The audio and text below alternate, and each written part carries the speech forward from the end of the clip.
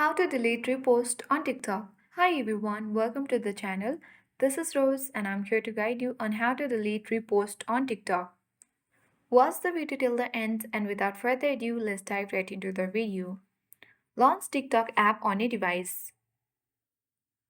Make sure that you logged in and after that you need to simply find a particular video where you want to delete the repost on TikTok.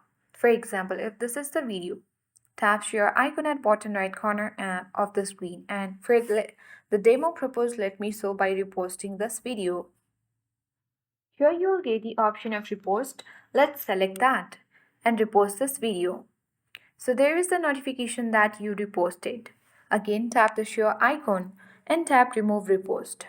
This is for the particular video. If you have bunch, tap profile at bottom right corner.